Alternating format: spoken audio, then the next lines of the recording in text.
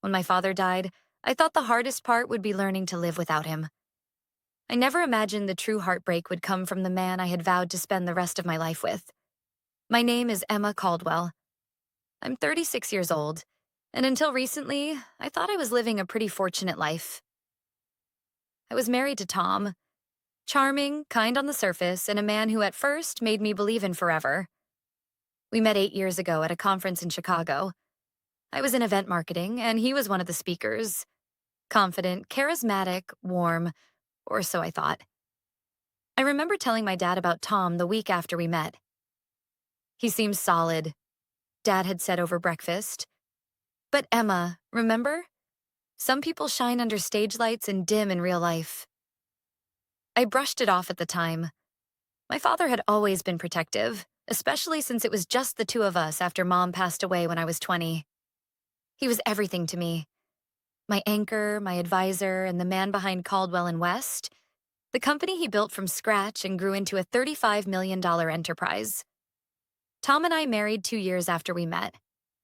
It was a simple wedding, just close friends and family.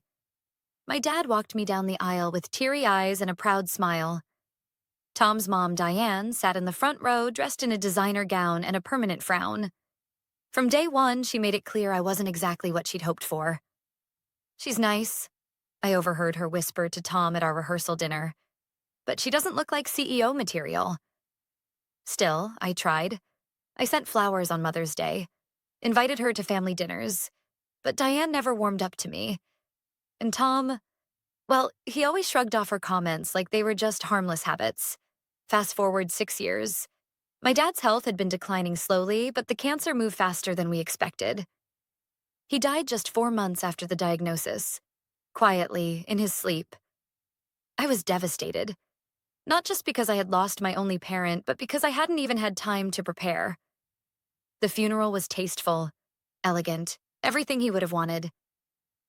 Tom helped a bit, though he seemed more distracted than grieving. Diane showed up late, wearing sunglasses that never came off and leaving before the end of the service. The day after the funeral, I received a call from my father's attorney. He wanted to meet about the estate. I didn't think much of it. I knew Dad had been successful, but I never asked for details. I assumed there would be a few properties, some investments, maybe enough to retire early someday. Instead, I learned my father had left everything, to me. The company, the properties, the accounts. After taxes, fees, and debts, it was valued at just over $35 million. I remember staring at the attorney, my hands trembling. It didn't feel real. That night, I sat on the couch with the legal documents spread across our coffee table. I didn't want to celebrate. I wanted to cry. The inheritance wasn't a prize. It was a reminder that he was gone. Tom came home from work, glanced at the papers, and gave a low whistle. "So it's true," he said, sitting beside me. "It's really all yours." I nodded slowly. "Yeah, I didn't expect that much." He grinned, but there was something off. His tone shifted. "Well, we should probably talk about what to do with it. I mean, obviously we'll invest. Maybe look at buying that place in Aspen you liked. And of course, we'll have to figure out how much to give Mom." I blinked. "What?" Tom looked at me like I was slow. "My mom. Diane. She's family. We give her half, right?" Half. I thought he was joking. Then I saw his face. Calm, dead serious. My chest tightened. "Tom, this is an inheritance from my dad. Why would we give half to your mother?" He smiled gently as if I were a child who didn't understand basic math. "Because she's family, Emma. And because she's been through a lot. She sacrificed for me, raised me alone. It's only right." I laughed. I actually burst out laughing. Not because it was funny, but because I couldn't believe what I was hearing. He and his mother weren't family to my father. They were vultures. And I was just starting to realize it. And that was the first crack. Tom's request to give half of my inheritance to his mother lingered in the room like a foul odor. I stared at him, heart pounding, wondering if I'd heard him wrong. But his face said it all. He was serious. Tom, I said carefully, my dad left me this money. Not us, me. It's not a lottery win, it's his legacy, his life's work. Why on earth would we give half of it to your mother? His expression tightened, and he leaned back with an incredulous scoff. Emma, don't be selfish. You know she's family. She's my family. I blinked. Exactly. Your family, not mine. She wasn't even close to my dad. She left the funeral early. She hasn't called me once to say she's sorry for my loss. Tom's voice sharpened. That's just how she is. She's not good with emotions, but she cares. You think you're the only one who lost someone? What about my loss? Watching my wife turn into a greedy heiress overnight? Greedy? That word hit me like a slap. My mouth opened, then closed again. I suddenly felt cold. My father had only been in the ground for a few days, and the man I married, the man who once brought me soup when I was sick, who held my hand during job interviews, was now throwing around words like greedy and share. Something had shifted, or maybe something had finally revealed itself. I stood up. I need some air. As I walked out, I heard him mutter, "Unbelievable." That night, I couldn't sleep. I kept replaying his words, his tone, his entitlement. And it wasn't just about the money. It was about how little he valued my father, and how quickly he felt entitled to something he never helped build. My dad used to say, "Grief doesn't change people. It reveals them." God, he was right. The next morning, Tom acted like nothing had happened. He brewed coffee, kissed my cheek, and chatted about the weather. I said nothing. Later that day, I received a call from Tom's mother, Diane. "Emma, sweetheart," she crooned, her voice sickly sweet. "Tom told me the wonderful news. I'm so proud of you. Your father was a smart man." There was a pause. I waited, already knowing what was coming. "I know this might be a little awkward, but since you're coming into all that money, I was thinking maybe we could sit down and talk numbers. I have some ideas. You know, investments, real estate, maybe a new place for myself. Something small and tasteful." I pressed the phone harder against my ear, trying not to explode. "You want to talk numbers? Diane, I lost my father less than a week ago." She clicked her tongue. "Yes, and he would want you to take care of family. That's what good daughters and good wives do." Something snapped inside me. "Diane, with all due respect, you are not my family. You're not entitled to a cent of this money. And the fact that you're even bringing this up now says a lot about your character." There was a silence on the other end. Then a cold, sharp voice replied, "You always thought you were too good for us. Well, let's see how long you last when you're all alone, sweetheart." She hung up. I stared at my phone, stunned. My hands were shaking. By dinner, Tom had somehow heard about the call. He wasn't even subtle anymore. "You had no right to speak to my mother that way," he said. "She had no right to ask for money." He raised his voice. "She's my only family, and I won't let you treat her like garbage just because you got a windfall." I looked him dead in the eye.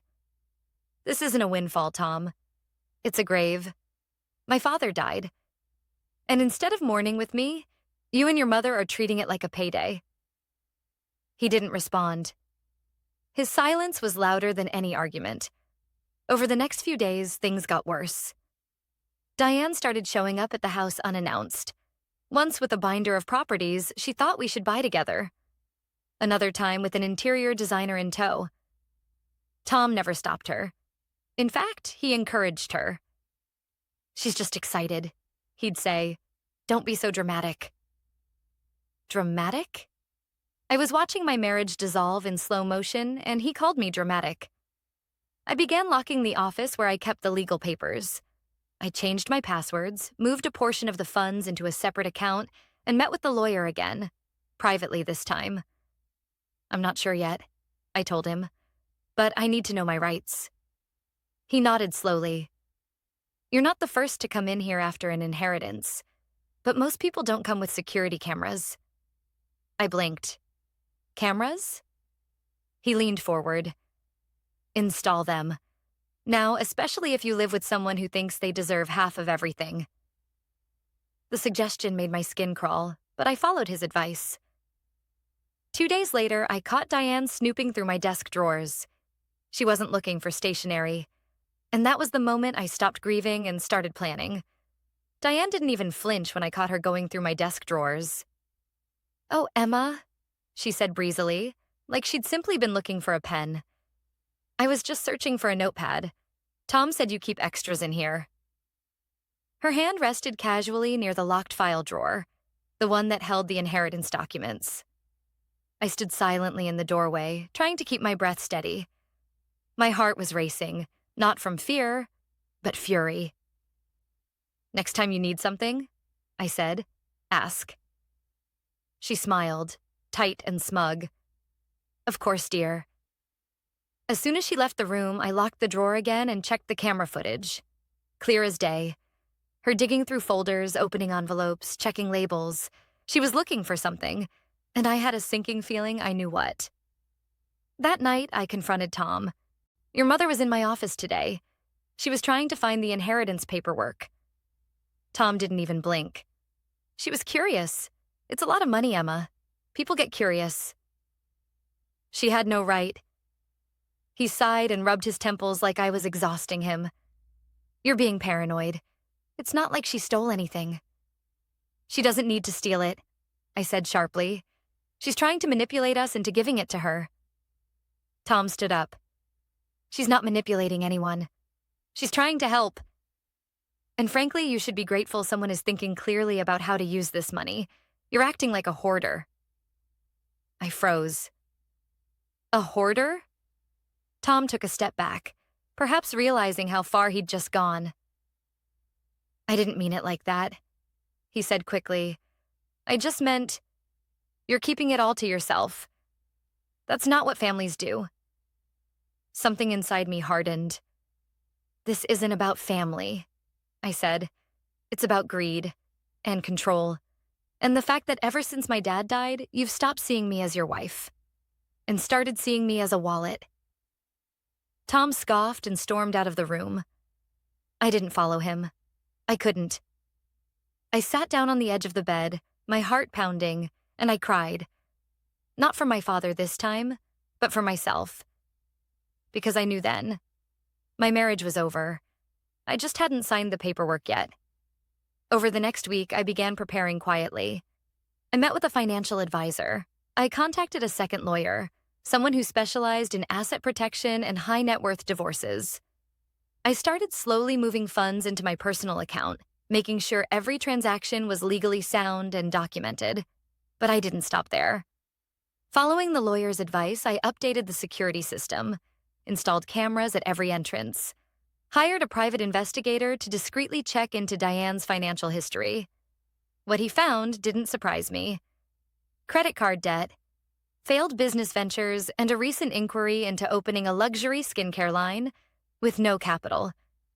No wonder she had her claws out. Meanwhile, Tom became more distant, then suddenly affectionate. One night, he brought home flowers. Another night, he cooked dinner. "I've been thinking," he said as we sat at the table. "Maybe we got off on the wrong foot with everything. It's been a hard time. Losing your dad, dealing with the inheritance, planning our future." I watched him closely. He hadn't cooked in over a year. I didn't touch the wine he poured. "So what are you saying?" I asked carefully. He smiled. "Let's just start fresh. Forget the money talk. Let's go on a trip. You and me. Somewhere nice." I stared at him, realizing what was happening. This wasn't reconciliation. It was strategy. He thought if he got me relaxed and happy, I'd lower my guard. He could charm his way back into control, but it was too late for that. "I think I'll pass on the trip," I said with a polite smile. "I've got too much going on at work."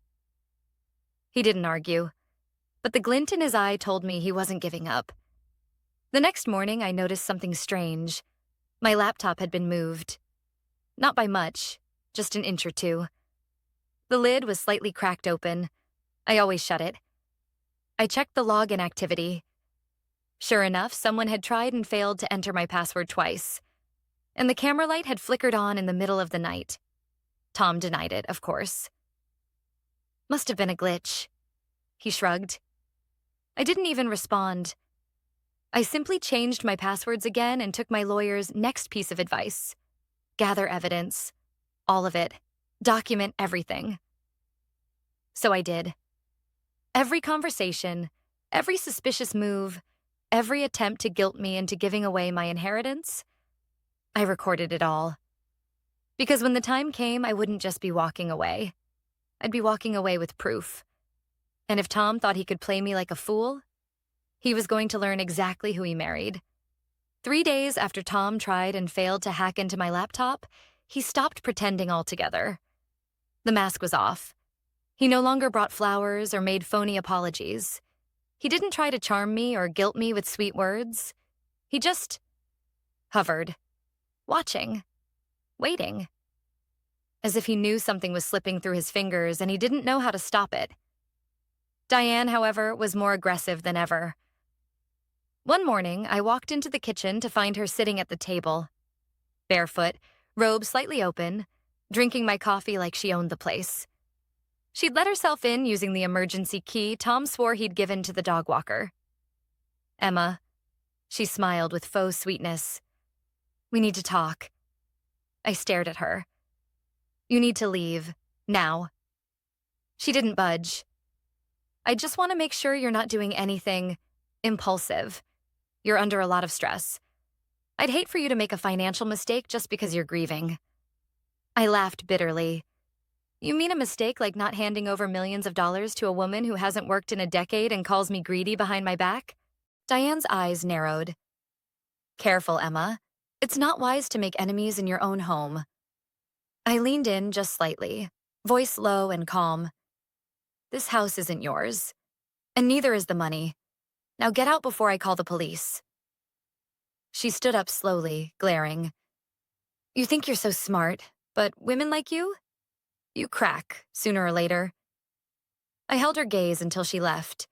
After the door slammed, I locked it. Then I took a deep breath and called my lawyer. It's time, I told him. I want to move forward. We began preparing the divorce filing. My lawyer had advised me to be strategic, quiet, clean. I'd already moved half the inheritance into a trust, untouchable in divorce proceedings thanks to my father's foresight and the way he structured the assets. The other half was in my personal account, still technically joint property, unless I acted quickly. That night, I told Tom I wanted to meet at a cafe the next morning. Neutral ground. Public, controlled. He looked suspicious but agreed. I arrived early, sat at a corner table with a full view of the door. I had the divorce papers in my bag, along with a flash drive containing evidence, audio recordings, screenshots, even the video of Diane rifling through my office. Tom walked in 5 minutes late, wearing a forced smile. Hey, Em, he said casually. What's this about? I didn't waste time. I pulled out the envelope and slid it across the table. What's this? He asked. Divorce papers. His face twitched. He didn't touch the envelope. Is this a joke? Number, this is me saying I'm done. He laughed, a cold, humorless sound. You're serious? Over money? No, I said. Over disrespect. Over betrayal. Over you treating my father's death like your golden ticket. He dropped the smile. I supported you, Emma. For years, I was there when your mom died. I stood by you. And now that you're rich, you just want to throw me away? No, I said. You threw yourself away. The moment you decided your mother deserved more than your wife.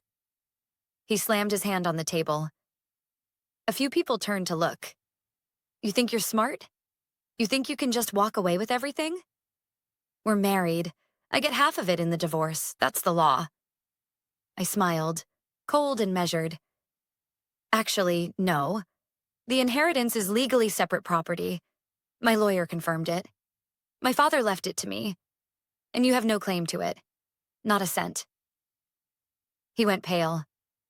You're bluffing. I pulled out the flash drive and placed it on the table. Every conversation, every lie, every attempt to manipulate me, documented. If you push me, I'll make sure the judge sees all of it. He stared at the flash drive like it was poison. I'm offering you a fair settlement, I said. You take what we legally built together. Nothing more.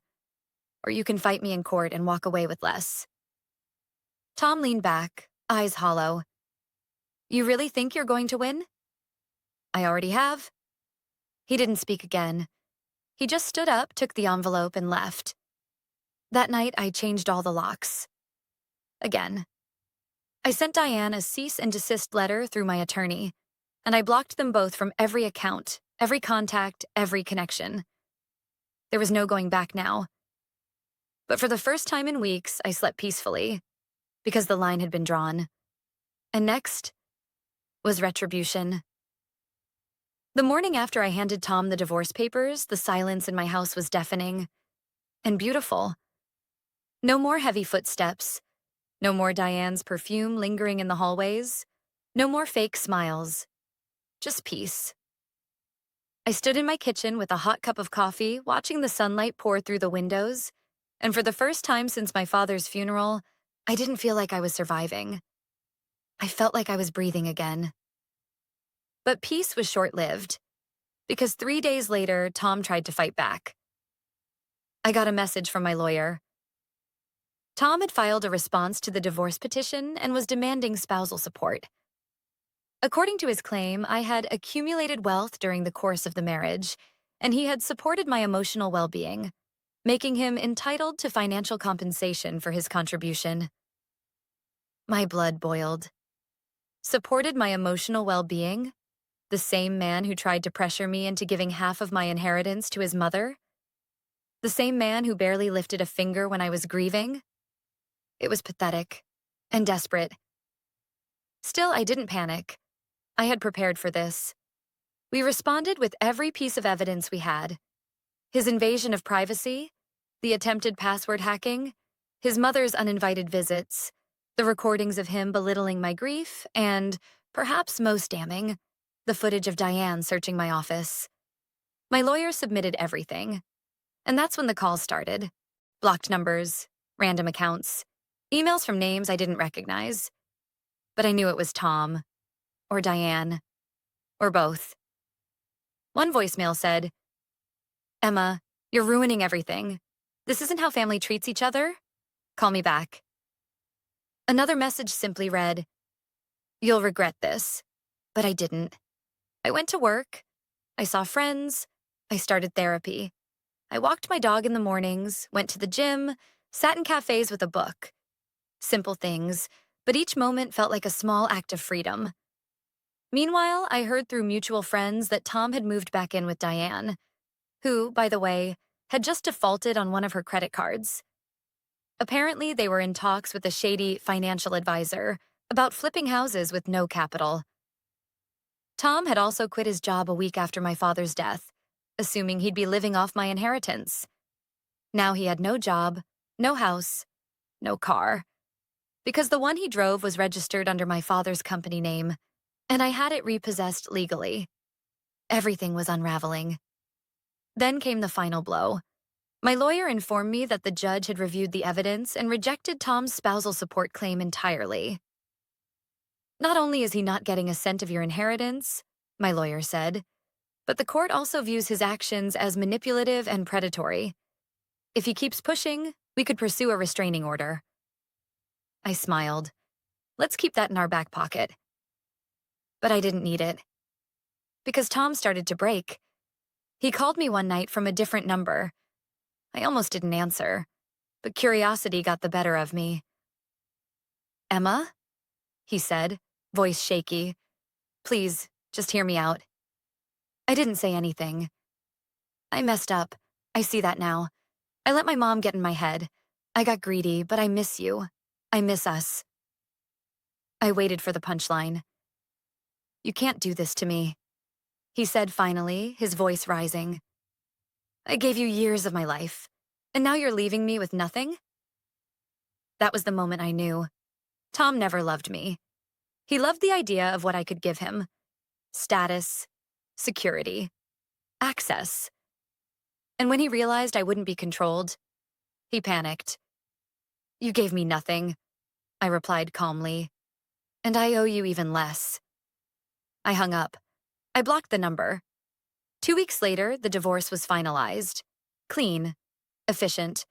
My legal team had protected everything: my assets, my company shares, the apartment I had inherited from my dad.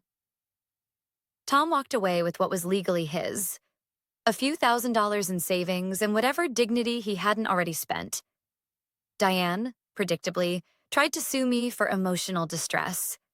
It was thrown out immediately. With the dust finally settling, I donated a portion of my inheritance to a cancer foundation in my father's name. It felt right. A full circle moment. Because the story wasn't about revenge. Not really. It was about release. And now I was free. It's been 7 months since the divorce was finalized. 7 months since I walked out of that courthouse with a signed decree and a quiet smile that said, I'm done handing my peace to people who don't know how to value it. The house was still mine, but it didn't feel the same. Every room carried echoes of slammed doors, of Diane's sharp voice, of the man I once thought I'd grow old with. So I sold it.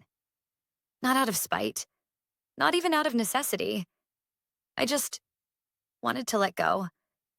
My father's apartment downtown, the one he gifted me years ago but I never moved into, was waiting. I renovated it with warm colors, open windows, and soft spaces. It felt like a fresh chapter. It felt like mine. The first night I slept there, alone but safe, I lit a candle and sat by the window. I thought about my dad, about how proud he would have been.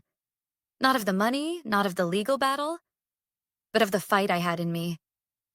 He always told me, Emma, power isn't in how loud you are. It's in how quietly you refuse to be used. And he was right. For a while after the divorce, I kept expecting some kind of twist. Like Tom would come back with another scheme, or Diane would send another letter through some third-rate lawyer. But nothing came. Just silence. Eventually, through mutual acquaintances, I learned that Tom had filed for bankruptcy. Diane was renting a basement apartment and had closed all her social media. Their little empire of entitlement had crumbled under its own weight. And me? I was rebuilding. Not from scratch, but from truth. I went back to work with new clarity. I used part of my inheritance to fund a scholarship in my father's name for first-generation medical students who wanted to serve underserved communities. My dad always believed in giving back, and now, even in death, he still could. I also started mentoring young women in business and leadership. So many had been through what I had. Financial abuse disguised as support, manipulation disguised as love. They didn't need saving. They just needed reminding that they had a choice. It's funny, really. I thought revenge would taste sweet. It didn't. What tasted sweet was waking up without anxiety, checking my phone without dread, sitting in silence and feeling peace instead of tension. What tasted sweet was the moment I looked in the mirror and saw myself again. Not the version Tom wanted to mold, not the version Diane tried to belittle, but the me my father raised. The me I had almost forgotten. One afternoon, I found an old letter tucked into one of my dad's books. It was in his handwriting, dated 3 years before his death. Emma, if you're reading this, it means I'm not around anymore. And I want you to remember something important. Money reveals people. It doesn't change them. It just makes what's already inside a little louder. Don't ever let someone make you feel guilty for having what they feel entitled to. Share when it's love. Protect when it's pressure. And if someone ever makes you choose between peace and pleasing them, choose peace. Every time. I sat with that letter for a long time. And I cried. Not out of pain, but out of relief. Because even in his absence, my father had given me exactly what I needed. A compass. A reminder that I wasn't crazy. That I wasn't wrong. that choosing myself wasn't selfish. Now, when people ask me about the divorce, I don't tell them about the money, or the manipulation, or even the betrayal. I tell them this. I learned that love without respect is just possession, and family without boundaries is just chaos. I didn't just survive my marriage, I outgrew it. And the greatest revenge I ever took was healing without needing them to see it. So here I am, still standing, still smiling, still soft, but no longer silent.